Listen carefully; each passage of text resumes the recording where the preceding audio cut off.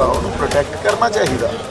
जे ये हिंद हुकूमत ये देश की सरकार नहीं प्रोटैक्ट कर पा रही तो सानू तो आवाज़ उठानी चाहिए। इसलिए आप बंदी सिंह की रिहाई का मार्च च सारे इकट्ठे होकर गए थे। सो साडे लई वो मुद्दे तो भी अहम आ। पिछले संघर्ष च उन्होंने एक नाम बड़े वड्डे तौर पर उभर के आया है जी उम्मीदवार। सो मान साहब ने टिकटों की वंड भी बड़ी जिम्मेवारी नाल कीती आ, ये कोई शक नहीं। सो जरनैल का होना ते चंगे उम्मीदवारों का होना ये दोनों ही गल्लां जरूरी है। चमकाया उन्होंने ही जाता जिहड़ा दिल्ली दे नाल मिल के चलदा, दिल्ली दी अगे जाके जिवें वो चलाउण उन्हां दे हिसाब नाल चलदा ते मोहरा बन के उन्हां दा इत्थे साडे च विचरदा। घट गिनतियां दे उत्ते हो रहे जो धक्के ਉਹਦੇ ਲਈ ਆਪਦੀ ਆਵਾਜ਼ ਬੁਲੰਦ ਕਰਦੇ ਆ, ਕਿਸੇ ਦੇ ਹੱਕ ਹਕੂਕ ਲਈ ਆਪਦੀ ਆਵਾਜ਼ ਬੁਲੰਦ ਕਰਦੇ ਆ। ਸੋ ਇਹ 40 ਸਾਲਾਂ ਦਾ ਜੋ ਇੱਕ ਸਫ਼ਰ ਆ ਮਾਨ ਸਾਹਿਬ ਦਾ, ਉਹ ਆਪਦੇ ਆਪ 'ਚ ਇੱਕ ਬਾਕਮਾਲ ਸਫ਼ਰ।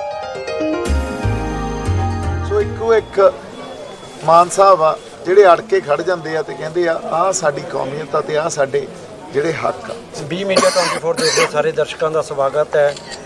ਜਿਵੇਂ ਅਸੀਂ ਸਾਰੇ ਜਾਣਦੇ ਹਾਂ ਕਿ ਪੰਜਾਬ ਵਿਧਾਨ ਸਭਾ ਚੋਣਾਂ ਦਾ ਅਖਾੜਾ ਪੂਰੀ ਤਰ੍ਹਾਂ ਭਖ ਚੁੱਕਿਆ ਤੇ ਅੱਜ ਜਿਹੜਾ ਕਿ ਹਲਕਾ ਫਤਿਹਗੜ੍ਹ ਸਾਹਿਬ ਦੇ ਵਿੱਚ ਇਮਾਨ ਸਿੰਘ ਮਾਨ ਨੇ ਪੂਰੇ ਪਿੰਡਾਂ ਦਾ ਦੌਰਾ ਕੀਤਾ ਤੇ ਉਹਨਾਂ ਦੇ ਨਾਲ ਦੀਪ ਸਿੱਧੂ ਨੇ ਵੀ ਪੂਰਾ ਚੋਣ ਪ੍ਰਚਾਰ ਕੀਤਾ ਤੇ ਜਾਣਦੇ ਹਾਂ ਕਿ ਅੱਜ ਦੇ ਚੋਣ ਪ੍ਰਚਾਰ ਦਾ ਕਿਸ ਤਰ੍ਹਾਂ ਦਾ ਸਾਰਾ ਮਾਹੌਲ ਰਿਹਾ। ਦੀਪ ਸਿੱਧੂ ਜੀ, ਤੁਸੀਂ ਲਗਾਤਾਰ ਜਿਹੜਾ ਕਿ ਸੰਘਰਸ਼ ਵੀ ਲੜਿਆ ਹੈ, ਕਿਸਾਨੀ ਸੰਘਰਸ਼ ਦੇ ਵਿੱਚ ਤੁਹਾਡਾ ਨਾਮ ਪੂਰਾ ਜਾਣਿਆ, ਲੋਕ ਨੌਜਵਾਨ ਤੁਹਾਡੇ ਨਾਲ ਜੁੜੇ ਨੇ।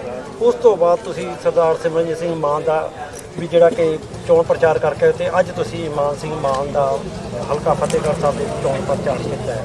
ਬਹੁਤ ਪਾਰਟੀਆਂ, ਬੜੀਆਂ ਸਿਆਸੀ ਪਾਰਟੀਆਂ ਪੁਰਾਣੀਆਂ ਨੇ ਜਿਹੜੀਆਂ ਆਪਣੇ ਆਪ ਨੂੰ ਬਿਲਕੁਲ ਹਮ ਦੱਸਦੀਆਂ ਨੇ ਕਿ ਉਹਨਾਂ ਨੂੰ ਕੋਈ ਹਿਲਾ ਨਹੀਂ ਸਕਦਾ, ਪਰ ਤੁਸੀਂ ਉਹ ਸਾਰੀਆਂ ਪਾਰਟੀਆਂ ਨੂੰ ਛੱਡ ਕੇ ਸ਼੍ਰੋਮਣੀ ਅਕਾਲੀ ਦਲ ਅੰਮ੍ਰਿਤਸਰ ਦੇ ਨਾਲ ਕਿਉਂ ਜੁੜੇ? वो इस करके जुड़े जी क्योंकि एक तो मान साहब की जो शख्सियत है वो बड़ी बेदाग, सिद्धांतक समझ आ। मान साहब नूं पंजाब पक्की गल करते, पंजाब सेंट्रिक पॉलिटिक्स करते हैं, साडी कौमीयत की गल करते हैं, साडी सोवरेनिटी की गल करते हैं। घट गिनतियां दे उत्ते हो रहे जो धक्के ਉਹਦੇ ਲਈ ਆਪਦੀ ਆਵਾਜ਼ ਬੁਲੰਦ ਕਰਦੇ ਹਨ, ਕਿਸੇ ਦੇ ਹੱਕ ਹਕੂਕ ਲਈ ਆਪਦੀ ਆਵਾਜ਼ ਬੁਲੰਦ ਕਰਦੇ ਆ। ਸੋ ਇਹ 40 ਸਾਲਾਂ ਦਾ ਜੋ ਇੱਕ ਸਫ਼ਰ ਆ ਮਾਨ ਸਾਹਿਬ ਦਾ, ਉਹ ਆਪਦੇ ਆਪ 'ਚ ਇੱਕ ਬਾਕਮਾਲ ਸਫ਼ਰ ਆ। ਇਹੋ ਜਿਹੀ ਸ਼ਖਸੀਅਤ ਹੋਰ ਕੋਈ ਪੰਜਾਬ 'ਚ ਨਹੀਂ ਦਿਖੀ।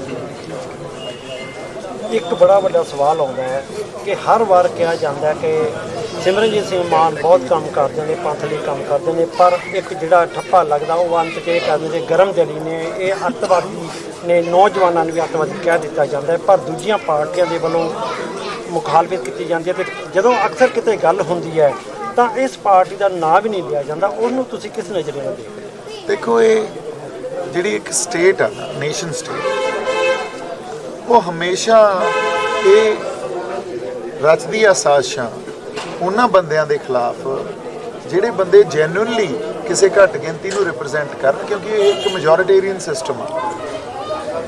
ਔਰ ਇੱਥੇ ਜੋ ਲੀਡਰ ਘੱਟ ਗਿਣਤੀਆਂ ਦੇ ਲਈ ਵਾਕਈ ਅਸਲ ਲੜਾਈ ਲੜਦਾ, ਡਿਜ਼ਰਵ ਕਰਦਾ ਉਹਨਾਂ ਦਾ ਜਰਨੈਲ ਬਣਨਾ, ਉਹਨੂੰ ਕਦੇ ਵੀ ਜਰਨੈਲ ਨਹੀਂ ਬਣਾਇਆ ਜਾਂਦਾ, ਉਹਨੂੰ ਕਦੇ ਚਮਕਾਇਆ ਨਹੀਂ ਜਾਂਦਾ।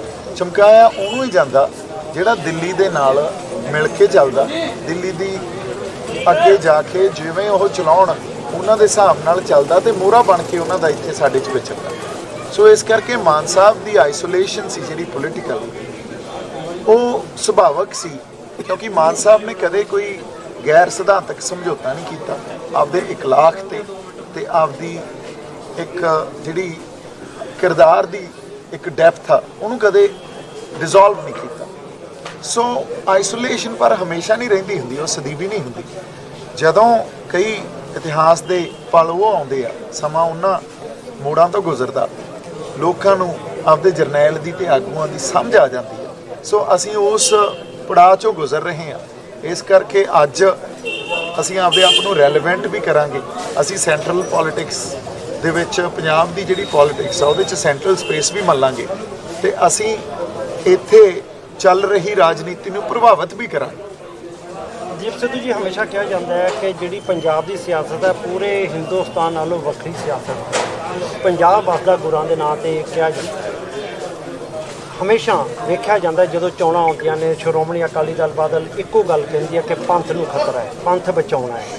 ਜਦੋਂ ਵੋਟਾਂ ਨਿਕਲ ਜਾਂਦੀਆਂ ਨੇ ਤੇ ਉਹ ਪੰਥ ਨੂੰ ਭੁੱਲ ਜਾਂਦੀਆਂ ਨੇ, ਜਿਵੇਂ ਗੁਰੂ ਗ੍ਰੰਥ ਸਾਹਿਬ ਦੀਆਂ ਲਗਾਤਾਰ ਬੇਅਦਬੀਆਂ ਵੀ ਆਉਣ ਦੇ ਸਮੇਂ ਦੇ ਵਿੱਚ ਹੋਈਆਂ। ਉਸ ਤੋਂ ਇਲਾਵਾ ਦਿੱਲੀ ਦੇ ਮੁੱਖ ਮੰਤਰੀ ਕੇਜਰੀਵਾਲ ਇੱਕ ਪਾਸੇ ਤਾਂ ਕਹਿੰਦੇ ਨੇ ਕਿ ਪੰਜਾਬ ਦੀ ਪਰਾਲੀ ਦਾ ਧੂੰਆਂ ਦਿੱਲੀ ਜਾਂਦਾ ਹੈ, ਤੇ ਪਰ ਦੂਜੇ ਪਾਸੇ ਉਹ ਪੰਜਾਬ ਨੂੰ ਇਸ ਵਕਤ ਦਿੱਲੀ ਵਰਗਾ ਮਾਡਲ ਬਣਾਉਣ ਦੀਆਂ ਗੱਲਾਂ ਕਰਦੇ ਨੇ। ਤੇ ਉਸ ਤੋਂ ਇਲਾਵਾ ਜੇ ਅਸੀਂ ਗੱਲ ਕਰੀਏ ਕਾਂਗਰਸ ਦੀ, ਕਾਂਗਰਸ ਦੇ ਵਿੱਚ ਪਾਟੋ ਧਾੜ ਚੱਲ ਰਹੀ ਹੈ। ਉਹਨਾਂ ਨੇ ਵੀ ਇੱਕ ਚਿਹਰਾ ਦਿਖਾਇਆ, ਸੀਐਮ ਦਾ ਚਿਹਰਾ ਦਿਖਾਇਆ, ਕੇਜਰੀਵਾਲ ਨੇ ਵੀ ਸੀਐਮ ਦਾ ਚਿਹਰਾ ਦਿਖਾਇਆ। ਕੀ ਸੀਐਮ ਦੇ ਚਿਹਰੇ ਦੀ ਪਹਿਲਾਂ ਲੋੜ ਹੁੰਦੀ ਹੈ ਜਾਂ ਪਹਿਲਾਂ ਉਮੀਦਵਾਰਾਂ ਦੀ ਲੋੜ ਹੁੰਦੀ ਹੈ? ਤੇ ਦੂਜੇ ਸਵਾਲਾਂ ਦੀ ਜਿਹੜੀ ਗੱਲ ਹੈ ਉਹ ਵੀ ਜ਼ਰੂਰ ਨਾਲ ਦੱਸੋ। ਪਹਿਲੀ ਗੱਲ ਤਾਂ ਤੁਸੀਂ ਇਹ ਕਹੀ ਕਿ ਬਾਕੀ ਜਿਹੜੀ ਸਾਡੀ ਆਪ ਦੀ ਕੋਈ ਧਿਰ ਬਣ ਕੇ ਖੜਦੇ ਸੀ, ਉਹ ਇਹ ਕਹਿੰਦੇ ਸੀ ਪੰਥ ਨੂੰ ਖਤਰਾ, ਪਰ ਬਾਅਦ 'ਚ ਪੰਥ ਨੂੰ ਭੁੱਲ ਜਾਂਦੇ ਆ। ਤਾਂ ਜਵਾਬ ਤੁਸੀਂ ਆਪ ਹੀ ਦਿਓ।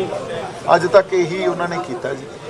ਪਰ ਜੇ ਮਾਨ ਸਾਹਿਬ ਦੀ ਗੱਲ ਕਰੀਏ, ਜੋ ਅੱਜ ਤੋਂ 40 ਸਾਲ ਪਹਿਲਾਂ ਇੱਕ ਸਿਧਾਂਤਕ ਆਪਦੀ ਰਿਪਰੈਜ਼ੈਂਟੇਸ਼ਨ ਸੀ, ਮਾਨ ਸਾਹਿਬ ਅੱਜ ਵੀ ਉੱਥੇ ਹੀ ਖੜੇ ਆ, ਆਪਦਾ ਕਦੇ ਸਟੈਂਡ ਨਹੀਂ ਬਦਲਿਆ। ਅਦਰਵਾਈਜ਼ ਜਿਹੜੇ ਹੋਰ ਬੜੀਆਂ ਪਾਰਟੀਆਂ ਲੀਡਰ ਆ, ਉਹ ਜਿਉਂ ਕੋਈ ਹਵਾ ਚੱਲਦੀ ਹੈ, ਹਨੇਰੀ ਵਗਦੀ ਹੈ, ਉਹਦੇ ਨਾਲ ਹੀ ਵਗਣ ਲੱਗ ਜਾਂਦੇ ਆ। ਸੋ ਇੱਕੋ ਇੱਕ ਮਾਨ ਸਾਹਿਬ ਆ ਜਿਹੜੇ ਅੜ ਕੇ ਖੜ ਜਾਂਦੇ ਆ ਤੇ ਕਹਿੰਦੇ ਆ ਆਹ ਸਾਡੀ ਕੌਮੀਅਤ ਆ ਤੇ ਆਹ ਸਾਡੇ ਜਿਹੜੇ ਹੱਕ ਆ। ਦੂਜੀ ਗੱਲ ਤੁਸੀਂ ਇਹ ਗੱਲ ਕਹੀ ਵੀ ਚਿਹਰੇ ਦੇਣੇ ਜ਼ਰੂਰੀ ਹੁੰਦੇ ਆ ਕਿ ਉਮੀਦਵਾਰ ਜ਼ਰੂਰੀ ਹੁੰਦੇ ਆ। ਇਹ ਦੋਨੋਂ ਹੀ ਆਪਸ 'ਚ ਇੱਕ ਦੂਜੇ ਦੇ ਪੂਰਕ ਆ। ਚਿਹਰਾ ਇਸ ਕਰਕੇ ਜ਼ਰੂਰੀ ਆ ਕਿਉਂਕਿ ਤੁਹਾਡੀ ਕਮਾਂਡ ਕਿਹੋ ਜਿਹੇ ਜਰਨੈਲ ਦੇ ਹੱਥ 'ਚ ਆ ਤੇ ਉਹਦੇ ਸਿਧਾਂਤ ਪੰਜਾਬ ਦੇ ਸਿਧਾਂਤਾਂ ਨਾਲ, ਪੰਜਾਬ ਦੀ ਸੈਂਟਰਲ ਜਿਹੜੀ ਪੰਜਾਬ ਸੈਂਟਰਿਕ ਕੋਈ ਮਾਡਲ ਆ ਪੋਲੀਟਿਕਸ ਆ, ਉਹਦੇ ਨਾਲ ਮਿਲਦੇ ਆ ਕਿ ਨਹੀਂ ਮਿਲਦੇ, ਸਾਡੇ ਉਹਦੇ ਇੰਟਰਸਟ ਪੰਜਾਬ ਪੱਖੀ ਹੈ ਕਿ ਨਹੀਂ, ਇਹ ਸਮਝ ਤਾਂ ਕਿਸੇ ਚਿਹਰੇ ਨੂੰ ਦੇ ਕੇ ਹੀ ਆਊਗੀ। ਫਿਰ ਉਮੀਦਵਾਰ ਜਦੋਂ ਸਾਡੇ ਕੋਲੇ ਇਸ ਤਰ੍ਹਾਂ ਦੀ ਸਮਝ ਹੋਵੇ ਵੀ ਪੰਜਾਬ ਦੀ ਇੱਕ ਆਪਦੀ ਐਸਪੀਰੇਸ਼ਨ ਆ, ਇੱਥੋਂ ਦੀ ਇੱਕ ਆਪਦੀ ਵਿਸ਼ੇਸ਼ਤਾ ਇਸ ਧਰਤੀ ਦੀ, ਉਸ ਹਿਸਾਬ ਨਾਲ ਹੀ ਫਿਰ ਉਮੀਦਵਾਰ ਸਾਨੂੰ ਆਪਦੇ ਮੈਦਾਨ 'ਚ ਉਤਾਰਨੇ ਚਾਹੀਦੇ ਆ। ਤੇ ਜਿਹੜੇ ਉਮੀਦਵਾਰ ਮਾਨ ਸਾਹਿਬ ਨੇ ਇਸ ਵਾਰ ਚੋਣਾਂ 'ਚ ਉਤਾਰ, ਚਾਹੇ ਉਹ ਫਰੀਦਕੋਟ ਤੋਂ ਗੁਰਸੇਵਕ ਸਿੰਘ ਭਾਣਾ ਹੋਣ, ਚਾਹੇ ਸਾਡੇ ਛੰਦੜਾ ਅਮਰਤਪਾਲ ਸਿੰਘ ਛੰਦੜਾ ਬਾਈ ਹੋਣ, ਚਾਹੇ ਅਮਰਤਪਾਲ ਮਹਿਰੋ ਹੋਣ, ਆ ਪਿਛਲੇ ਸੰਘਰਸ਼ 'ਚ ਹੀ ਉਹਨਾਂ ਦਾ ਇੱਕ ਨਾਂ ਬੜੇ ਵੱਡੇ ਤੌਰ ਤੇ ਉੱਭਰ ਕੇ ਆਇਆ ਇਹੋ ਜਿਹੇ ਉਮੀਦਵਾਰਾਂ ਦਾ। ਸੋ ਮਾਨ ਸਾਹਿਬ ਨੇ ਟਿਕਟਾਂ ਦੀ ਵੰਡ ਵੀ ਬੜੀ ਜ਼ਿੰਮੇਵਾਰੀ ਨਾਲ ਕੀਤੀ ਆ, ਇਹਦੇ 'ਚ ਕੋਈ ਸ਼ੱਕ ਨਹੀਂ। ਸੋ ਜਰਨੈਲ ਦਾ ਹੋਣਾ ਤੇ ਚੰਗੇ ਉਮੀਦਵਾਰਾਂ ਦਾ ਹੋਣਾ, ਇਹ ਦੋਨੋਂ ਹੀ ਗੱਲਾਂ ਜ਼ਰੂਰੀ ਹੈ। ਨਹੀਂ, ਮੈਂ ਇੱਕ ਸਵਾਲ ਤੁਹਾਨੂੰ ਇਹ ਵੀ ਕੀਤਾ ਸੀ, ਕੇਜਰੀਵਾਲ ਇਹ ਕਹਿੰਦੇ ਨੇ ਕਿ ਪੰਜਾਬ ਦੀ ਪਰਾਲੀ ਦਾ ਧੂੰਆਂ ਦਿੱਲੀ ਜਾਂਦਾ। ਹਾਂਜੀ, ਪਰ ਉਹ ਪੰਜਾਬ ਨੂੰ ਹੁਣ ਮਾਡਲ ਬਣਾਉਣ ਦੀ ਗੱਲ ਕਰਦੇ ਨੇ, ਦਿੱਲੀ ਦੀਆਂ ਉਦਾਹਰਨਾਂ ਦਿੰਦੇ ਨੇ। ਉਹਨਾਂ ਦੇ ਬਾਰੇ ਤੁਸੀਂ ਕੀ ਸੋਚਦੇ ਹੋ ਕਿ ਕਿੱਦਾਂ ਦਾ ਪੰਜਾਬ ਮਾਡਲ ਬਣਾਉਣਾ? ਦੇਖੋ, ਉਹਨਾਂ ਦਾ ਪੰਜਾਬ ਤੇ ਪਹਿਲਾਂ ਤਾਂ ਕੋਈ ਦਾਅਵਾ ਹੀ ਨਹੀਂ ਬਣਦਾ। ਪੰਜਾਬ ਤੇ ਦਾਅਵਾ ਤਾਂ ਪੰਜਾਬ ਲਈ ਜਿਹਨੇ ਸੰਘਰਸ਼ ਕੀਤਾ ਉਹਦਾ ਬਣਦਾ। ਦੂਜੀ ਗੱਲ, ਉਹਨਾਂ ਦੇ ਇੰਟਰਸਟ ਦਿੱਲੀ ਕੁਛ ਹੋਰ ਆ, ਪੰਜਾਬ ਦੇ ਕੁਛ ਹੋਰ ਆ। ਉਹਨਾਂ ਲਈ ਦਿੱਲੀ ਦੇ ਇੰਟਰਸਟ ਆ ਜਿਹੜੇ, ਉਹਨੂੰ ਕੇਟਰ ਕਰਨਾ, ਉਹਨੂੰ ਐਡਰੈਸ ਕਰਨਾ ਜ਼ਿਆਦਾ ਜ਼ਰੂਰੀ ਆ। ਪੰਜਾਬ ਦੇ ਐਡਰੈਸ ਜਿਹੜੇ ਇੰਟਰਸਟ ਆ ਜਾਂ ਸਾਡੇ ਜਿਹੜੇ ਇੱਥੋਂ ਦੇ ਮਸਲੇ ਆ, ਉਹਨਾਂ ਨੂੰ ਹੱਲ ਕਰਨਾ ਕੋਈ ਬਾਹਲੀ ਵੱਡੀ ਗੱਲ ਉਹਨਾਂ ਲਈ ਮਾਇਨੇ ਨਹੀਂ ਰੱਖਦੀ। ਕਿਉਂ? ਉਹ ਇੱਕ ਸੈਂਟਰਲ ਪੋਲੀਟਿਕਸ ਦਾ ਹਿੱਸਾ। ਸੈਂਟਰਲ ਪੋਲੀਟਿਕਸ ਤੇ ਪੰਜਾਬ ਦੀ ਪੋਲੀਟਿਕਸ 'ਚ ਇੱਕ ਕੌਨਫਲਿਕਟ ਆ ਜਿਹੜਾ ਹਮੇਸ਼ਾ ਹੀ ਰਹੂਗਾ। ਸੋ ਜੇ ਅਸੀਂ ਬਾਹਰ ਤੋਂ ਆਏ ਬੰਦੇ ਤੋਂ ਅਸੀਂ ਇਹ ਉਮੀਦ ਕਰਾਂਗੇ ਵੀ ਉਹ ਸਾਡੀ ਕੋਈ ਹੱਕਾਂ ਦੀ ਗੱਲ ਕਰੂਗਾ ਜਾਂ ਸਾਨੂੰ ਸਾਡੇ ਹੱਕ ਲੈ ਕੇ ਦੇਊਗਾ, ਇਹ ਤਾਂ ਸਾਡੀ ਬੇਵਕੂਫੀ ਆ। ਉਹ ਤਾਂ ਸਾਨੂੰ ਵਰਤਣਗੇ, ਉਹ ਵਰਤਣ ਵਾਸਤੇ ਫੇਰ ਆ ਗਏ। ਹੁਣ ਦੇਖ ਲਓ, ਅਸੀਂ ਇਸ ਗੱਲ ਤੇ, ਇਸ ਸਮਝ ਤੇ ਖਰੇ ਉਤਰਨਾ ਕਿ ਫਿਰ ਇੱਕ ਵਾਰੀ ਸਾਨੂੰ ਮੈਨੀਪੂਲੇਟ ਕਰਕੇ ਉਹ ਵਰਤ ਕੇ ਸਿੱਟ ਜਾਣਗੇ, ਅਸੀਂ ਫਿਰ ਉੱਥੇ ਹੀ ਰਹਿ ਜਾਵਾਂਗੇ। ਆਖਰੀ ਸਵਾਲ ਹੈ, ਪੰਜਾਬ ਦੇ ਵਿੱਚ ਜਿੰਨੀਆਂ ਸਿਆਸੀ ਪਾਰਟੀਆਂ ਨੇ, ਗੱਲ ਉੱਥੇ ਹੀ ਆਉਂਦੀ ਹੈ ਕਿ 1000 ਰੁਪਇਆ ਦੇਵਾਂਗੇ, 2000 ਰੁਪਇਆ ਦੇਵਾਂਗੇ, ਰਾਸ਼ਨ ਦੇਵਾਂਗੇ, ਪੱਕੇ ਮਕਾਨ ਦੇਵਾਂਗੇ, ਸੜਕਾਂ ਦੇਵਾਂਗੇ, ਗਲੀਆਂ ਦੇਵਾਂਗੇ। ਪਰ ਪ੍ਰੋਫੈਸਰ ਦਵਿੰਦਰਪਾਲ ਸਿੰਘ ਭੁੱਲਰ ਦੀ ਰਿਹਾਈ ਦੀ ਗੱਲ ਆਉਂਦੀ ਹੈ, ਬੰਦੀ ਸਿੰਘਾਂ ਦੀ, ਉਹ ਬੰਦੀ ਸਿੰਘ ਜਿਹੜੇ 25-25 ਸਾਲ ਸਜ਼ਾਵਾਂ ਭੁਗਤ ਚੁੱਕੇ ਨੇ, ਉਹਨਾਂ ਦੀ ਕਿਸੇ ਪਾਸੇ ਕੋਈ ਗੱਲ ਨਹੀਂ ਕੀਤੀ ਜਾਂਦੀ। ਜਿਹੜਾ ਕਿ ਕੇਜਰੀਵਾਲ ਦੀ ਪਾਰਟੀ ਦੇ ਵੱਲੋਂ ਸ਼ਰੇਆਮ ਇਹ ਗੱਲ ਕਹਿੰਦੀ ਕਿ ਉਹ ਐਲਜੀ ਨੂੰ ਦਿੱਤੀ ਹੋਈ ਆ, ਪਰ ਉਹ ਵੀ ਜਿਹੜੀ ਆ ਕਿ ਬਾਅਦ 'ਚ ਝੂਠ ਸਾਹਮਣੇ ਸਭ ਦੇ ਆਈ ਹੈ। ਸੋ ਤੁਸੀਂ ਕਿਸ ਤਰ੍ਹਾਂ ਦੇਖਦੇ ਹੋ ਕਿ ਜਿਹੜੀ ਸ਼੍ਰੋਮਣੀ ਅਕਾਲੀ ਦਲ ਅੰਮ੍ਰਿਤਸਰ ਹੈ, ਉਹ ਇੱਕ ਆਪਣੇ ਸਟੈਂਡ 'ਤੇ ਚੱਲਦੀ ਹੈ ਤੇ ਉਹ ਦੂਜੇ ਸਟੈਂਡ 'ਤੇ ਚੱਲਦੇ ਨੇ, ਤੇ ਇਹਨੂੰ ਤੁਸੀਂ ਕਿਸ ਤਰ੍ਹਾਂ ਲੈਂਦੇ ਹੋ? ਜਿਹੜੀ ਬੰਦੀ ਸਿੰਘਾਂ ਦੀ ਰਿਹਾਈ ਦਾ ਕੀ ਕੋਈ ਮੁੱਦਾ ਹੈ ਪੰਜਾਬ ਦੇ ਲਈ, ਜਾਂ ਸਿਰਫ ਇੱਕ ਗੱਲਾਂ ਬਾਤਾਂ? ਕਿਉਂ ਨਹੀਂ ਮੁੱਦਾ, ਸਭ ਤੋਂ ਅਹਿਮ ਮੁੱਦਾ ਹੈ। ਸਾਡੇ ਕੌਮੀ ਜਰਨੈਲ, ਸਾਡੇ ਲਈ ਕੌਮੀ ਸੰਘਰਸ਼ ਕੀਤਾ, ਜਿਨ੍ਹਾਂ ਨੇ ਆਪਣੀਆਂ ਸਜ਼ਾਵਾਂ ਕੱਟੀ ਬੈਠੇ ਆ, ਉਹਨਾਂ ਦੀ ਜਿਹੜੀ ਲਾਈਫ ਆ ਉਹਨੂੰ ਪ੍ਰੋਟੈਕਟ ਕਰਨਾ ਚਾਹੀਦਾ। ਜੇ ਇਹ ਹਿੰਦ ਹਕੂਮਤ, ਇਹ ਦੇਸ਼ ਦੀ ਸਰਕਾਰ ਨਹੀਂ ਪ੍ਰੋਟੈਕਟ ਕਰ ਪਾ ਰਹੀ ਤਾਂ ਸਾਨੂੰ ਤਾਂ ਆਵਾਜ਼ ਉਠਾਉਣੀ ਚਾਹੀਦੀ। ਇਸੇ ਲਈ ਆਪਾਂ ਬੰਦੀ ਸਿੰਘਾਂ ਦੀ ਰਿਹਾਈ ਦਾ ਮਾਰਚ 'ਚ ਸਾਰੇ ਇਕੱਠੇ ਹੋ ਕੇ ਗਏ ਸੀ। ਸੋ ਸਾਡੇ ਲਈ ਉਹ ਮੁੱਦੇ ਤੋਂ ਵੀ ਅਹਿਮ ਆ ਵੀ ਸਾਡੇ ਜਿਹੜੇ ਸਿੰਘ ਆ, ਬੰਦੀ ਸਿੰਘ ਆ, ਉਹ ਆਪਣੀਆਂ ਜਿਹੜੀਆਂ ਸਜ਼ਾਵਾਂ ਪੂਰੀਆਂ ਕਰ ਚੁੱਕੇ ਆ। ਹੁਣ ਤਾਂ ਲਾਅ ਵੀ ਕਹਿੰਦਾ ਵੀ ਉਹਨਾਂ ਨੂੰ ਆਪਣੀਆਂ ਸਜ਼ਾਵਾਂ ਤੋਂ ਬਾਅਦ their life should be protected, right to life should be protected. So ਇਹ ਸਰਕਾਰਾਂ ਨੂੰ ਵੀ ਸਮਝਣਾ ਚਾਹੀਦਾ। ਇੱਕ ਪਾਸੇ ਤਾਂ ਸੰਵਿਧਾਨ 'ਚ ਤੁਸੀਂ ਇਹ ਲਿਖੀ ਪਈ ਹੋ ਵੀ right to life should be protected, article 21 should be honoured, our fundamental right, ਤੇ ਦੂਜੇ ਪਾਸੇ ਤੁਸੀਂ ਆਪ ਹੀ ਉਹਨੂੰ ਵਾਇਓਲੇਟ ਕਰੀ ਜਾਂਦੇ ਹੋ। ਤੇ ਫਿਰ ਅਸੀਂ ਕਿਉਂ ਨਾ ਸਮਝਾਂਗੇ ਵੀ ਸਾਨੂੰ ਤੁਸੀਂ ਫਸਟ ਗ੍ਰੇਡ ਸਿਟੀਜ਼ਨਸ ਵਾਂਗੂ ਟਰੀਟ ਹੀ ਨਹੀਂ ਕਰਦੇ, ਸਾਨੂੰ ਤਾਂ ਤੁਸੀਂ ਸੈਕੰਡ ਗ੍ਰੇਡ ਸਿਟੀਜ਼ਨਸ ਵਾਂਗੂ ਟਰੀਟ ਕਰਦੇ ਹੋ ਜਾਂ ਉਦੋਂ ਵੀ ਥੱਲੇ ਮੰਨਦੇ ਹੋ। ਸੋ ਇਹ ਗੱਲਾਂ ਤਾਂ ਸਰਕਾਰਾਂ ਨੂੰ ਸਮਝਣੀਆਂ ਚਾਹੀਦੀਆਂ। ਸਾਡੇ ਲਈ ਤਾਂ ਬਹੁਤ ਅਹਿਮ ਮੁੱਦਾ ਜੀ ਇਹ।